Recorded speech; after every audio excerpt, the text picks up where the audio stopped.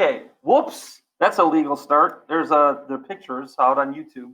Sorry about that. I'll probably cut that out. But real quick, teaching in class. I'll get myself out of there. We reviewed factoring because today factoring is going to be part of what's going on here today. Oh, I got to be careful. It is going to be your pictures real quick. Then go to this. Okay, one real quick thing here. Boom. Here's our calendar. And on Thursday and Friday, you are expected to do that ed puzzle before walking in today. I know the majority of you did.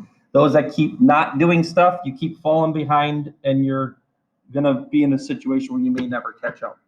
Okay, so today I'm going to talk about as if you know that because you're supposed to. And then also look at the calendar here. We put a little complete the square worksheet just for stuff to do at home because students tend to be really bad with completing the square.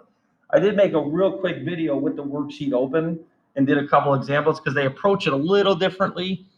And I didn't want you to be confused by what you saw in the worksheet. It has a nice little Halloween element to it as well. So hopefully you have fun with it. We'll see. You know, we can only try, I guess. But that's, you know, what's going on there. So here's the thing. And I do actually want you to write this down. The division algorithm that Lexi Samuelis knows, my 10-year-old. She probably did this in 3rd grade. Okay, so I do want you to write the division algorithm down for a regular set of numbers. And what this emulates is this situation. Because I never understood why students make a big deal out of polynomial division when it really is very similar to this, just with some added algebra. You follow the algorithm, you follow what you're supposed to do that you know from grade school, but apply it to polynomials instead, and then just be able to deal with the variables correctly. So really, that's all it is. So here's what Lexi Samuelis knows. Okay, well, I put the 3,587 in here, 32 on the outside, and then I asked myself, how many times does 32 go into 3? Well, that doesn't work. 3 is too small, so I got to go to the next number, 35. Oh, okay. So 32 goes into 35 once.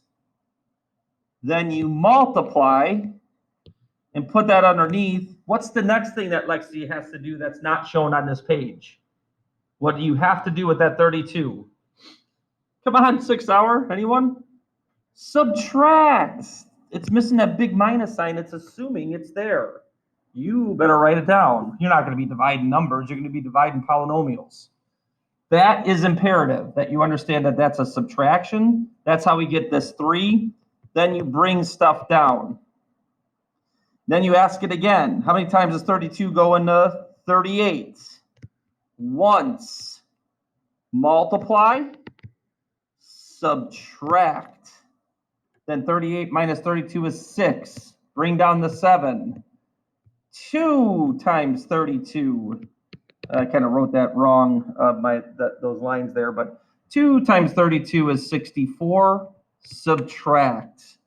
Okay, so I'll erase all these lines now so you understand or can see that now. But don't forget the subtraction, especially when we got with polynomial division. That subtraction is imperative. Now I'm going to go ahead and show you what Lexi Samuelis had to do when she first did this. Okay, the answer equals 112, and then the first thing she did was do R3, and then she was done. What's the R stand for, everybody? Remainder. Then the next thing she learned, which we're not going to do with polynomial division, was she could add a 0 and then keep going, and that was the introduction of what a decimal is. You remember that, right? And then the next thing she learned is, you know what? You could take that remainder and put it over the divisor. This is called a mixed number. And that's what we're going to do with polynomials. We're going to do what's called the fractional form of writing an answer as a division statement. Okay, do not write this down. And most of you, if not all of you in this room, I'm not sure, did the ed puzzle. This is synthetic division, can actually replace long division, but in some cases it cannot. This would be one of the cases where synthetic division wouldn't work so great. There is a little bit of a problem with dividing by 3x plus 2. And you should know what I'm talking about because you should have watched the ed puzzle. I'm just going to lay it on thick there for you. But please watch. This is not a big deal. This is 3x cubed blah divided by 3x plus 2. So the same thing Lexi Samulus does. 3x cubed goes inside, 3x plus 2 goes on the outside. And then it's now outside of Lexi's realm, but it is inside your realm, what you can do here. You focus only on the biggest terms within the dividend, is what this is called, the number inside the division statement, and the divisor, what you're dividing by. And you do that same Lexi Samulus thought. What times 3x equals 3x cubed? What's the answer to that? What times 3x equals 3x cubed? 1x squared, right? But then here's where it's outside of Lexi's realm, it's in your realm. What do you do when you take 1x squared and multiply it by 3x plus 2? You distribute it. That's what you do. So now this is you. This is simply what you need to do, and it's not a hard thing to do. So that's why you see 3x cubed plus 2x squared. But then here's the kicker. This is the most important thing. What are you supposed to do with this? What are you supposed to do with this? What are you supposed to do with this? Subtract. This is the biggest mistake that people make, and it drives me crazy. How do you subtract the binomial? It starts with a D. DI, DIS, DAST. What word am I looking for? Distribute the minus sign. You have to subtract this now, but you got to distribute the minus sign so you appropriately get this term so you can continue. All right? It is not hard. You just got to go through the processes and understand this division algorithm and just follow it with polynomials. Okay, and then you do it again. What times this equals that? Now that's the next stage. Just like Lexi Samulus is now on this stage, and she had to ask herself this to this. Well, this to this, x is what I have to multiply by. And then you distribute. Okay, and then that's how you get 3x squared plus 2x. But then you subtract. Gone, 6x. And then you ask it one more time. 2 times 3x equals 6x, because that makes it exactly the same as that thing. But you distribute. 2 times 2 is equal to 4. Boom, boom. Should have changed my colors. Okay, and that's how you get this 4 here. But then you subtract and you distribute the minus sign. What's 3 called? The remainder.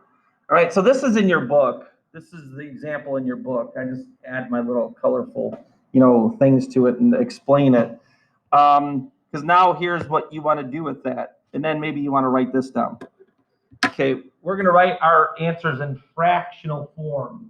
And actually, this is true. 112 and 3/32 is the same thing as 112 plus 3/32.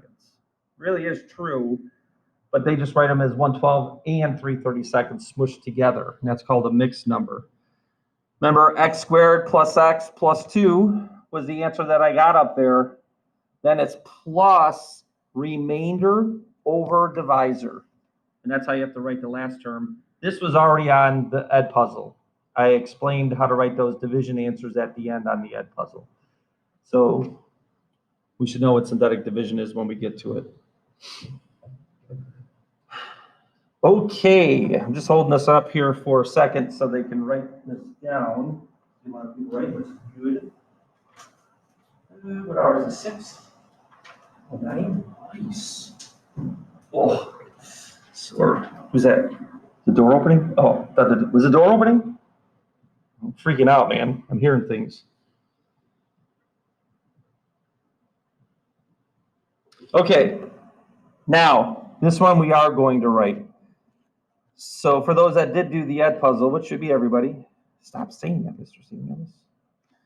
We're not going to do polynomial form. It's just a little confusing. But this will not work through synthetic division. You are dividing by a quadratic.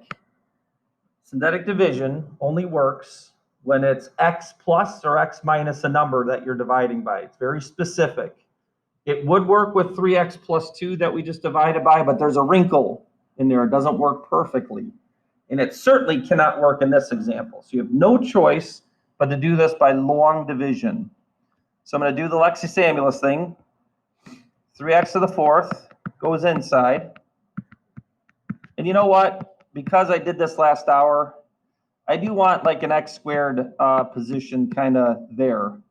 It will lead to me having a smoother, work here. Okay, so you do want to kind of account for missing terms for space purposes because of really what happens here. Now, I am taping 6 hours, so I'm going to give them a break and leave them alone. But last hour, 5th hour, I asked. I had a student pick them on the calculator. And I said, what do we do? Or I said this, what times this equals that? What's the answer, class?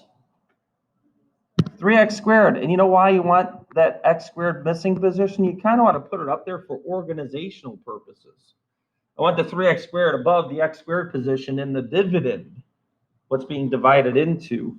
But here's the kicker. This is non-Lex. Lexi can't do this. You can know. How do I take 3x squared times a trinomial? You distribute it.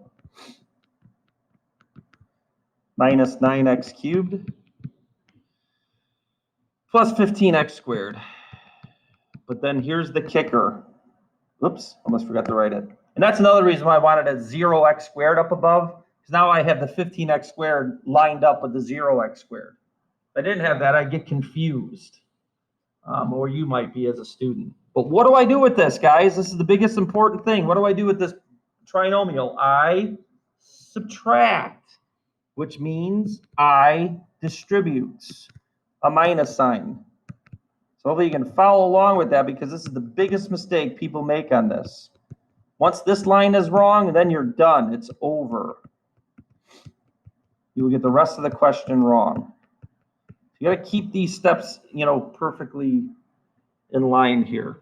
Okay, and then you ask yourself this. Again, what is x squared? X squared times what equals 4x cubed?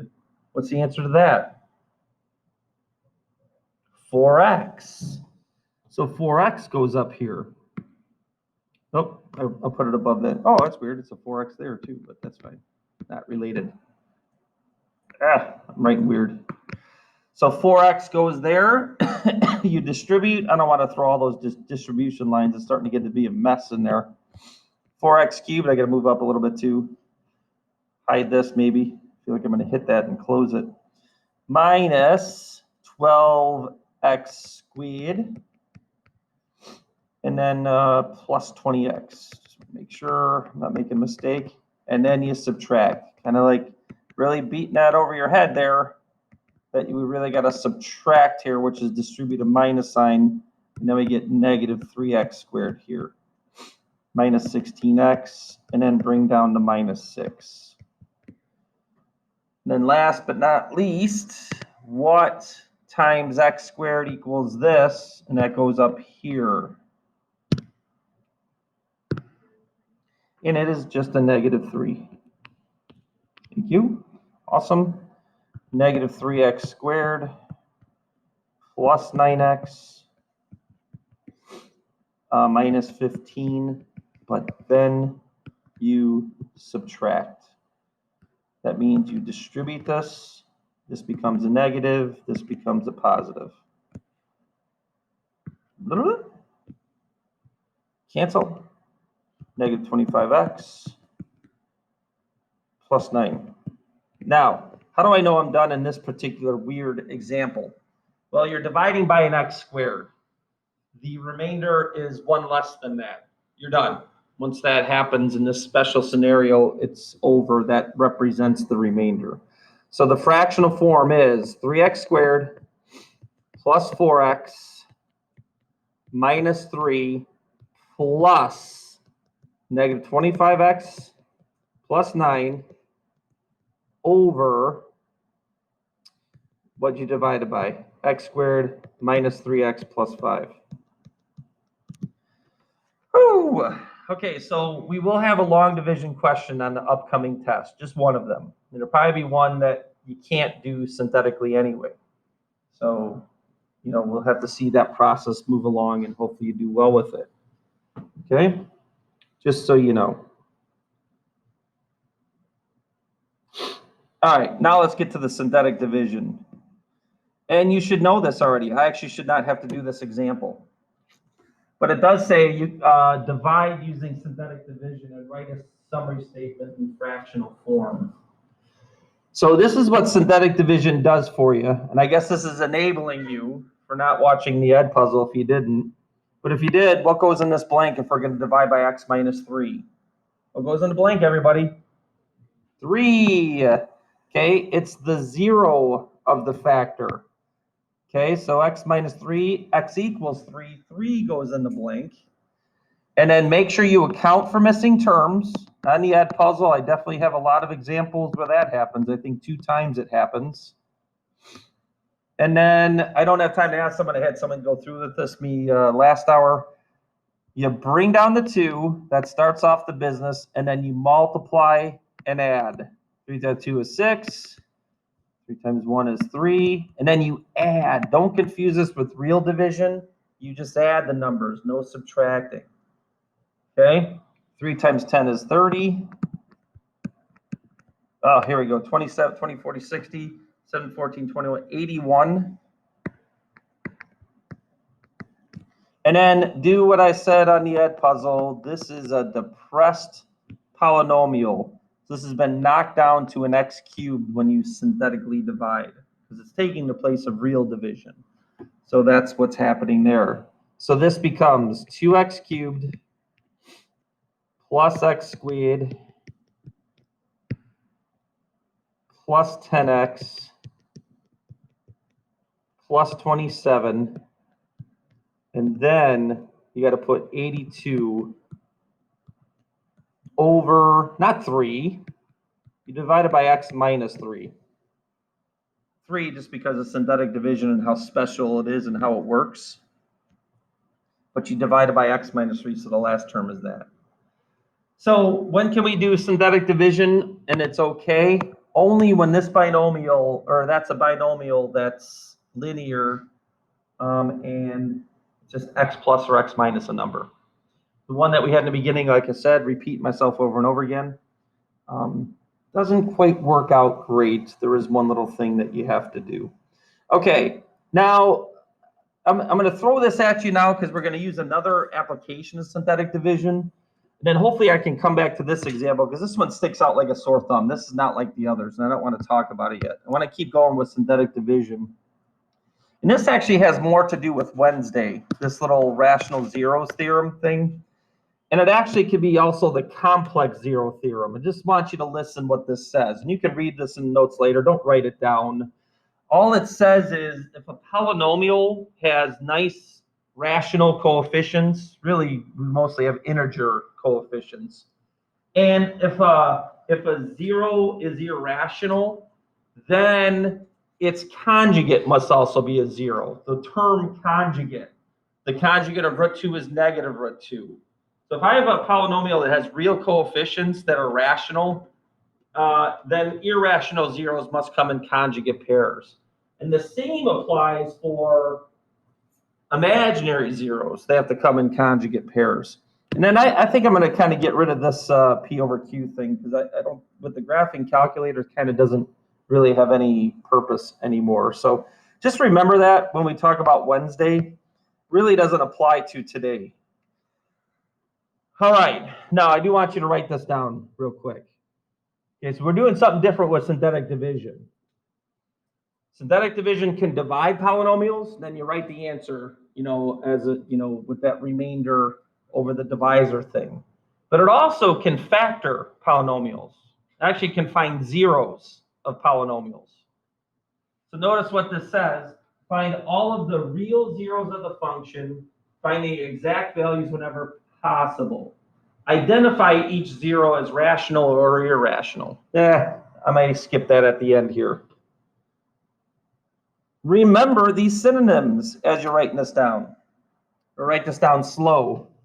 Remember the synonyms solution, zero, and or roots, which I feel like they're all kind of combined with little minor semantic details, those turn into x-intercepts for a graph, and then solutions, roots, zeros, and x-intercepts can be written as a factor for the polynomial. And remember that we already had this, these synonyms written out. So let's take this graph, that is the graph of example 4. And let's look at these zeros. This looks like it's at -3. And actually, this one looks like it's at 1, but I'm going to use one of these only. I'm going to use -3 as an example. So that means -3 comma 0 is an x-intercept. That means x equals -3 is a zero, a root, a solution, right? And that also means that x plus 3 is a factor of the polynomial that I'm looking at right there. And that's what we need to truly understand when I put those, synonyms together. So here's what should happen and why you're going to use the graph as an aid. You're going to use -3. Remember, x plus 3 is the factor. So if I'm going to do synthetic division, I use -3 for synthetic division. I use the 0 itself. And I'm going to prove that -3 is a 0. So I'm using the graph in order to help me find other zeros that may not necessarily be perfect. Look at that one. I don't know where that one's at. It's in between 3 and 4, but what is the exact solution? I don't know. And hey, this may be off anyway. It may be wrong. That could be -2.9999999. Who knows? So how can I prove -3 is a 0? The remainder will be 0. At the end, there will be no remainder. That means that polynomial divides evenly into the other polynomial, hence called a factor. So this is the proof that -3 is actually a 0.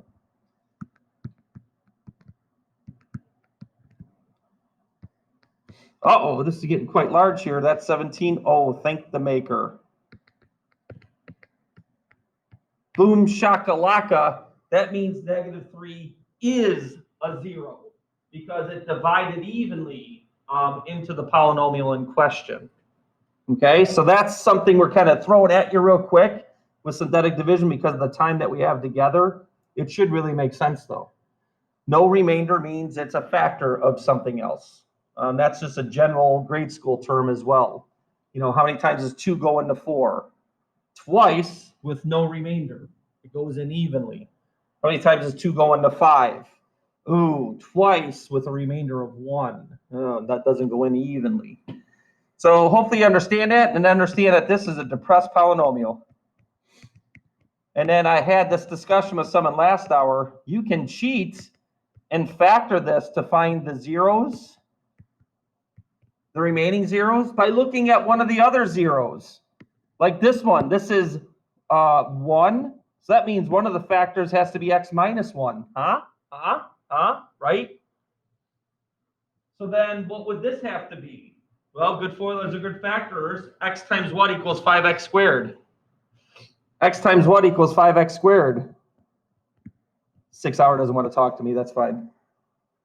5x. -1 times what equals positive 17? -1 times what equals positive 17? -17. So now what I could see is, sure, I saw the zeros by looking at the x-intercepts, -3, 1. The third 0, though, is add 17, divide by 5. 17/5. That makes sense. 17/5 is 5, 10, 15, 3, and 2/5. Now I have the exact answer. I know exactly what it is. Okay, so now what's the point of this one? And I think I did this one next. And I really wanted to make sure I got, what time did I say we were done? 12:09? Oh no. I might have to go through the passing period to get that last one done. And you might have to do the same thing as the other class. Okay, so you're going to use the graphing calculator as an aid on this one. I don't have a picture. Make a picture. Okay, and you don't really have to find the 0 per se. You can kind of look at it and say, you know what, it looks like this is a 0, and I'm going to prove it. 6x squared. I wish I could do this faster. Oh, next week. Get 10 more minutes. I guess I could really use those. I hope you just follow along through it. This is why I call on people, just to make sure that we're focused and paying attention and all that other stuff, and really in line with the directed, very organized notes. Okay, I guess I have to zoom in on this. Hard to see. When I look at this, okay, the first 2 zeros look like they're in between. I don't know, but that last one, 4. Booyah. Okay, so I can look at that and see 4 is a 0, and I'm going to prove it. That would mean x minus 4 is a factor, but I don't need that right now. I want you to understand that I use 4 for synthetic division. 4, negative 6, 7, 4. 1, negative 2. Booyah. Proof that 4 is actually a 0 because I saw it as an x-intercept. But now what I have is a depressed polynomial. Oh no, that's not factorable. If it's not factorable, how do you get the remaining zeros? The answer, of course, is, I should put this in your calendar. We don't have the time for this, but I'm still going to do it. Oh, that doesn't work. Wait. I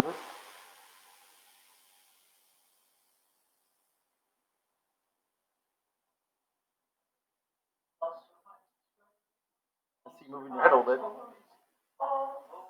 Anyone ever have a teacher sing this for you?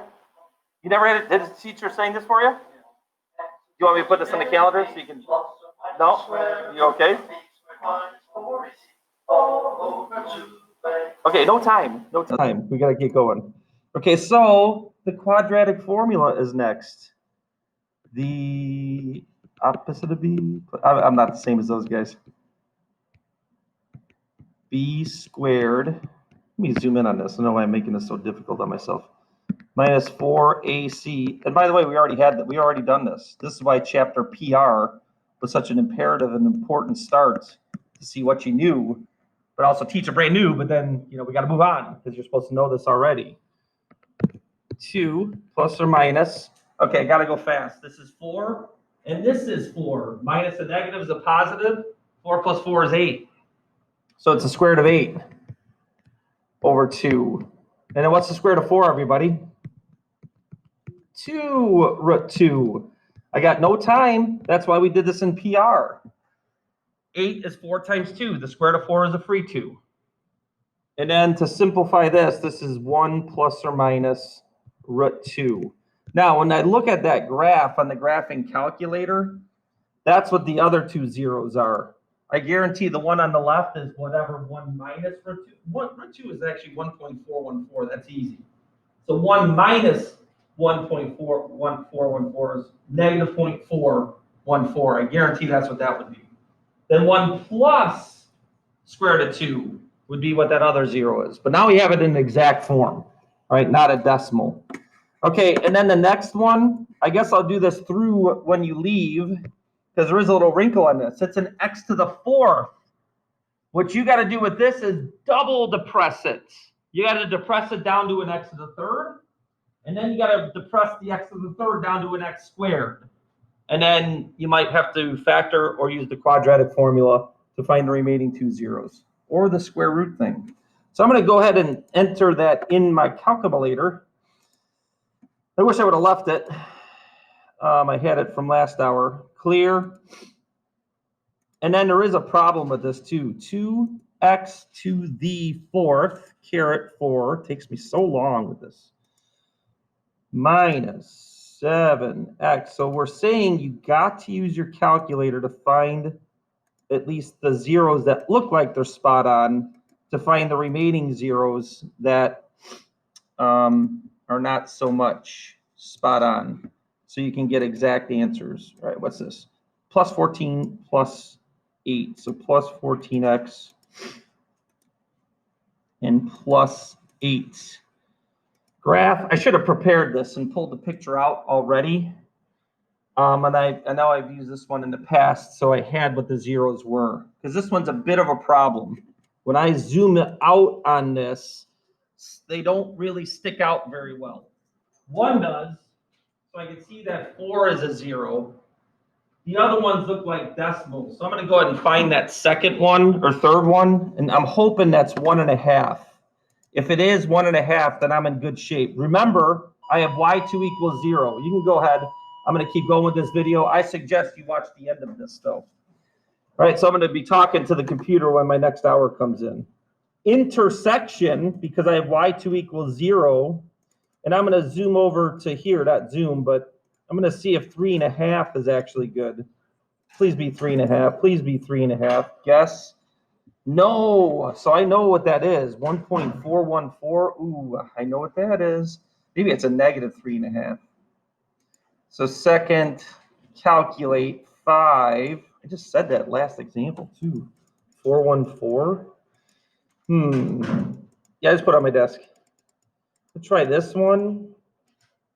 Getting nervous here though. Is that? Oh, that's probably the negative 1.414. Aye. So this is going to be a bit of a pain. Second, calculate. It's the other 0. I should have found that second one. Going to zoom over to this one a little bit more. I don't know why I'm using the word zoom. 0.5 negative. Okay. So I have 4 and negative 1/2. So the zeros that look good are 4 and negative 1/2. And that's what I'm going to synthetically divide by to prove it. So here's 4, 2, negative 7, negative 8, 14, 8. Bring down the 2. 4 times 2 is 8. 1, 4 times 4, 4. Negative 4, negative 16, negative 2. Oh, I'm getting excited. Negative 8. That proves that 4 is a 0. Now here's the kicker, and here's the key. This is now an x cubed. You're going to want to synthetically divide that. Wrong. You're going to synthetically divide this x cubed and knock it down to an x squared. So I'm going to stop right there. The other 0 that I saw look good was negative 1/2. Here we go. 2. Negative 1/2 of 2 is negative 1. 0. Negative 1/2 of negative 4 is 2. Boom shakalaka. So I just double depressed. I'm in a video right now, all right? Unless you want to get in on it too. All right. So, okay, just hold on. Yeah. Okay. Now this is a 2x squared plus a 0x minus 4. And now I can find the remaining 2 zeros through the quadratic formula. No. Actually, we can go ahead and add 4. Divide by 2. Square roots. And of course, when we square root both sides, plus minus.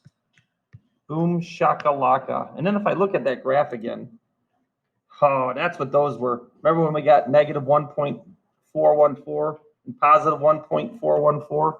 That's what the square root of 2 is equal to. Plus minus. So 4 zeros.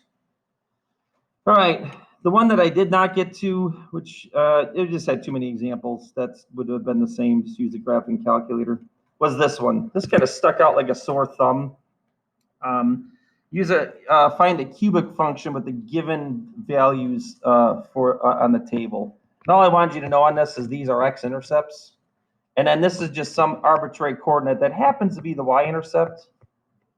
But this is all you do on this. Y equals a x minus an x-intercept, x minus an x-intercept, x minus an x-intercept. You put any variable that you want for that there. So negative 4 is an x-intercept, 3 is an x-intercept, 5 is an x-intercept. That's where they go in. So I could go ahead and put those in right now. Negative 4, 3, 5. Well, then what do I do about this other arbitrary coordinate? That's an x coordinate. change my colors. That's an arbitrary y coordinate. When I plug those two in, the only thing that's left is a, so 0 plus 4, 0 minus 3, 0 minus 5.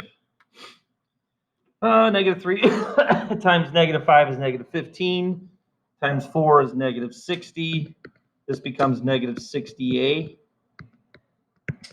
And then a equals negative 3.